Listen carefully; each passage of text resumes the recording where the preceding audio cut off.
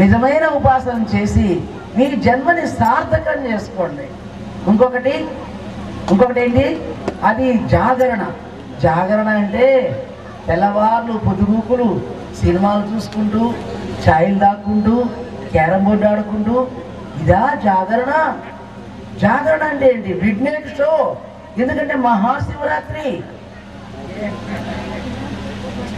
ఆ సినిమాలలో ఏంటి? అర్ధరాత్రి.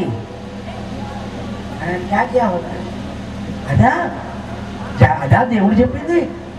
ఆ విధంగా కళ్ళు తెలుసుకుని ఉండమన్నాడా? ఈ కళ్ళ తెలిసేది. ఈ కళ్ళు కాదు, నీ లోపల ఉన్న ఆత్మని సావధాన్, జాగ్రత్త జాగ్రత్త జాగ్రత్త జాగ్రత్త. నువ్వు పండుకోవద్దు, ఆ నిద్రపోవద్దని భగవంతుడు చెప్తే ఈ కళ్ళు మూసుకోకుండా ఆ రోజున వ్రతం చేసుకుంటారు. ఒక్కరోజే, జన్మానికి ఒక్క శివరాత్రి అట. అంటే ఆ ఒక్కరోజే. మళ్ళీ మర్నాడు ఏమాటంటే ఎప్పుడంటే అదే శివరాత్రి అంటే, అదే ఉపవాసం అంటే.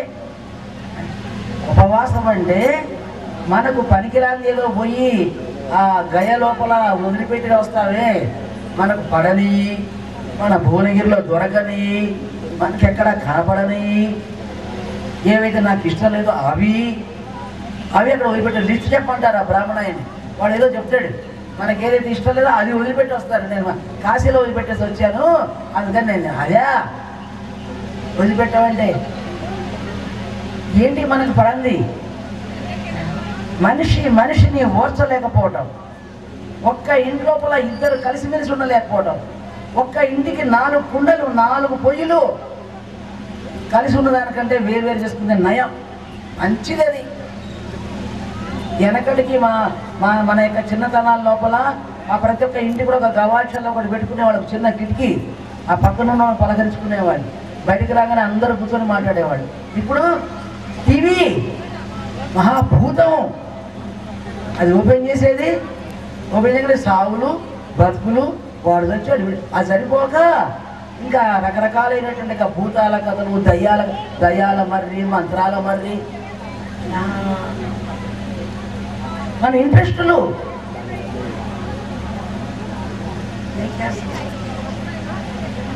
ఈ భారత భౌమని ఈ మహాశివరాత్రి పావన పర్వదినోత్సవం సందర్భంగా ఒక వ్రతం ధరించండి. ఈ రోజు నుంచి ఈ భువనేశ్వరుడు యొక్క భువన సుందరిలాగా తయారు చేయవలసిన ఈ భువనగిరి నగరం లోపల నేను నా జీవితం లోపల నా లోపల ఉన్న నా బలహీనతలని శివార్పణం, మహాదేవార్పణం, హర హర మహాదేవ అని అనండి.